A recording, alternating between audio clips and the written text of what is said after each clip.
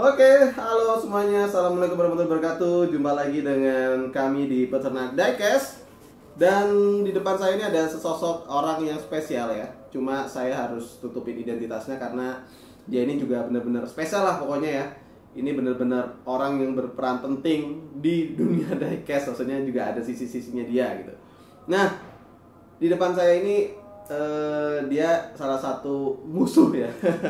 Musuh para pecinta hunting di berbagai macam minimarket seluruh atau Indonesia aja lah, nggak usah jauh-jauh. Cuma dianya ini ada di satu kota kecil di Jawa Timur ya. Saya kenalan sama dia waktu itu karena waktu saya cek lapak dia di Instagram nih kok murah-murah gitu.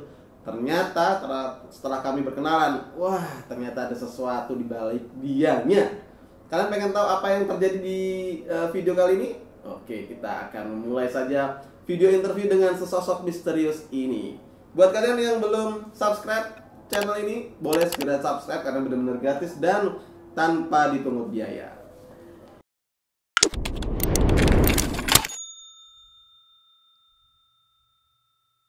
Ya, baik. Selamat siang, Bapak Iron Man.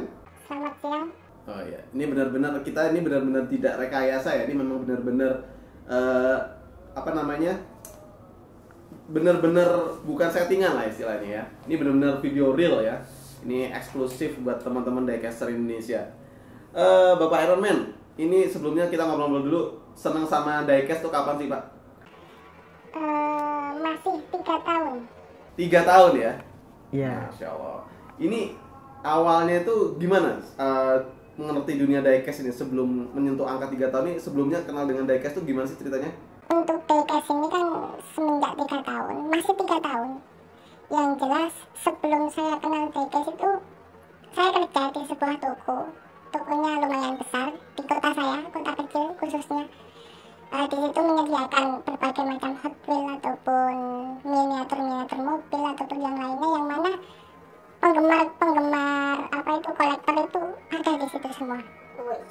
Akan tetapi di situ saya dikasih amanah, yang mana saya sudah naik pangkat. Maksudnya itu sudah tidak menjadi karyawan lagi. Lebih tinggi lah jabatannya ya? Ya, tapi saya di bidang pemasaran. Oh. Pemasaran, marketing, sales lah. Campur-campur. Di situ kan memang bukan perusahaan besar, tapi ya kita campur, tapi bukan sebagai tamu niaga yang selalu ketemu dengan konsumen. Pada saat itu saya diperintahkan oleh bos saya untuk mengenal Hot Wheels. Apa sih Hot Wheels? Akhirnya saya cari tahu Hot Wheels itu apa. Saya browsing, setelah saya browsing cari organisasi khususnya race. Awal mulai itu saya dari race, bukan yang kolektor yang hot item itu bukan, tapi yang race. Setelah race, akhirnya saya ikut ke mall, lihat balapan. Di salah satu mall ada balapan itu, terus kenal sama orang. Akhirnya saya cerita, saya main ke rumah. Ternyata itu sebenarnya kolektor. Dianya itu? Iya, itu kolektor. Akhirnya saya dinegosiasi. Sama dianya itu? Ya, saya dinegosiasi, yang mana Hot Wheels kapan datang. Oh. Tapi sebelumnya saya sudah dijak ngopi, dijak jalan. Dijak ngopi gitu ya? Iya, intinya pendekatan persuasif lah. Wah.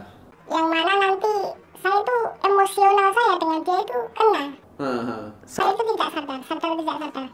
Tapi yang jelas pada saat itu saya sebagai karyawan, saya mau saja karena saya membutuhkan uang di situ.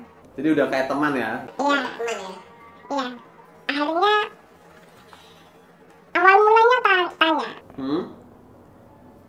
Suka Hot Wheels mas? Tidak suka mas, cuma disuruh bos untuk ikut Hot Wheels gitu aja. Cuma saya nggak suka. Tapi ada beberapa saya suka. Suka apa mas?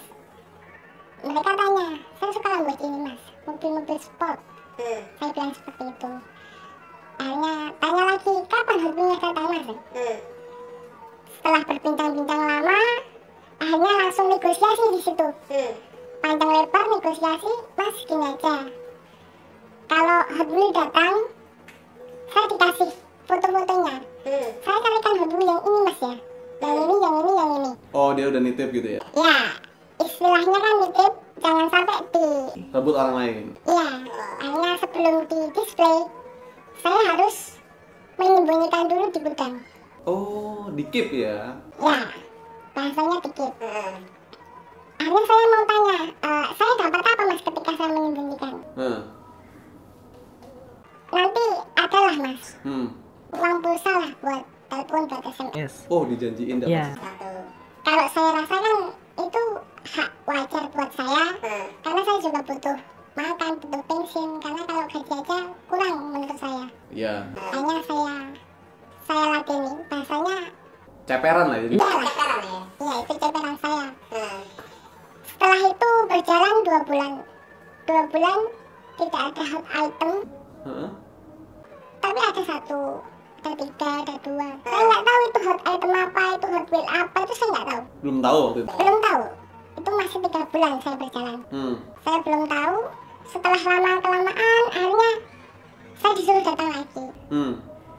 Suruh negosiasi, mas, kapan mengeluarkan yang lebih banyak? Belum tahu mas, bos saya. Akhirnya 1 bulan kemudian saya lost kontak. Ada seseorang yang menghubungi saya, tapi beda orang. Bilang, yang bagian megang mainan Hot Wheels siapa? Ini orang luar ya tadi ya? Orang luar, itu tanya ke kasir. Oh. Akhirnya kasir menunjuk saya. Posisi saya itu lagi di luar, lagi survei harga. Di luar jam kerja? Ya, Di luar. di jam kerja, tapi survei harga. Survei harga ke toko lain maksudnya. Oh gitu ya? Ya, akhirnya saya dikasih nomor saya dikasih ke orang yang tanya. Saya di WhatsApp, mas lagi di mana? Saya lagi survei mas, ini siapa? Pengen ngobrol, pengen ketemu. Akhirnya oke, kita ngobrol. Sama seperti orang yang kedua. Sama yang orang pertama maksudnya? Iya, yang pertama, saya dinegosiasi. Setelah saya dinegosiasi, akhirnya saya dikasih uang 5.000 per piece.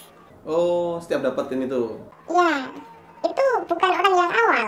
Yang orang awal kan saya dikasih pulsa ataupun yang sebagainya. Kalau yang ini langsung, mas 5.000 per piece. Saya carikan hot item yang ini, yang ini, yang ini. Saya nggak tahu hot item itu apa.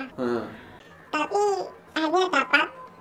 Kemarin dulu itu sekitar 7 karton datang. Saya foto semua. Langsung saya foto, hanya dia borong 1 kardus. Kan kalau di toko itu harganya kan 30.000. Sekitar 22 nyampe ke 27. Oh. Iya. Jadi harganya segitu. Akhirnya dia borong 1 kardus dengan 7 karton. Akhirnya saya dikasih berapa itu ya? Ya totalnya itu 5.000 per piece. 5.000 per piece, yang mungkin satu karton tuh 72 pieces paling ya 350.000 lah. Iya. Waduh, terus gimana mas? Akhirnya lama-kelamaan saya berjalan dengan mereka. Terus ada datang lagi. Akhirnya yang lama itu berani harga tinggi. Mas, saya tambahin 10.000, jangan kasihkan orang. Oke, saya siap, saya kasih 10.000. Lama-kelamaan saya keceplosan dengan teman saya. Bro, Temen di kantor nih maksudnya? iya, saya dikasih uang ini, bla bla bla bla. Akhirnya teman kantor saya, bukan teman kantor sih, karyawan. Akhirnya laporan ke bos. Bos sedikit curiga, akhirnya bos memantau saya. Akhirnya jabatan saya diturunkan. Waduh. Iya, saya nggak tahu, titik terangnya saya nggak tahu, akhirnya diturunkan. Saya dibuat benar-benar di situ tidak kerasan. Oh, emang sengaja? Dibuat tidak betah. Wih. Akhirnya setelah itu saya memang memutuskan fokus untuk sekolah, kuliah di universitas. Gitu. Ya, Itu awal mulanya ya? iya, saya keluar. Setelah saya keluar, teman saya ngobrol, mas, awal mula sama keluar itu begini. Oh, ternyata ada teman yang tidak suka. Kalau saya itu suka main di belakang gitu. Akhirnya saya kecewa. Setelah saya kecewa, saya mampir di supermarket. Kebetulan saya beli rokok. Setelah itu cari lihat-lihat iseng. Ada mobil bagus ini, Hot Wheels. Saya beli. Akhirnya di situ saya suka. Baru mulai yang namanya Iya. koleksi. Bukan koleksi itu. Oh, bukan koleksi. Itu yang race. Oh, yang race. Ya, Yang Oh, race. belum kenal koleksi dulu waktu itu. Itu sekitar 5 bulan lah. 5 bulan, 6 bulan. Semenjak 5 bulan, 6 bulan. Setelah itu kita main race, saya tuh nggak pernah menang. Ya, karena kalau di race itu kan ada daun, ada oli dan sebagainya. Itu tidak pernah menang di sebuah mall. Akhirnya saya putuskan saya berhenti. Saya total sekitar belanja Hot Wheels itu nyampe 7 juta. Belanja hotel 7 juta. Ya, 7 juta. Uang mahasiswa itu kan sangat Mahal. besar lah begitu. Iya. Dipakai buat itu. Ya, Itu buat race tapi waktu itu. iya buat race. Akhirnya lama-kelamaan Hot Wheels saya bagi-bagikan ke anak-anak. Tuh. Ya, setelah itu saya berpikir, cobalah saya jual. Saya jual ke teman-teman. Akhirnya teman-teman mau. Akhirnya saya cari yang hot itu seperti apa, saya posting. Ya, mulai tahu lah. Mulai tahu, tapi kena tipu. Saya kena tipu. Kena tipu. Iya. Saya punya modal pulaan, dikasih mahal, saya jualnya nggak bisa mahal kemurahan. Nah gitu, saya kena tipu. Setelah 1 tahun saya rugi. Akhirnya menginjak 1 tahun lagi, saya jualnya lewat WhatsApp. 1 tahun berikutnya itu berjalan lancar. Cuma kebanyakan balik modal sih. Oh, baru balik modal, nggak ada untungnya. Ya nggak ada untungnya, nggak ada ruginya. Ya stabil. Berjalan terus, akhirnya menginjak ke 3 tahun. Setelah ke 3 tahun saya berpikir, kalau dulu saya bisa digitukan, kenapa saya tidak bisa? Akhirnya saya coba lobby toko kecil. Lobby toko kecil, Mbak kalau ada barang bagus, saya beli ya. Wah, ini jadi udah mau ngikutin yang dulunya ini ya? Nah, tapi masih belum ke negosiasi. Cuma ada barang bagus gitu. Akhirnya berjalan 1 bulan, udah lancar. Borong hot bill, langsung ambil banyak. Itu untungnya lebih besar. Jadi penjualnya ya? Iya.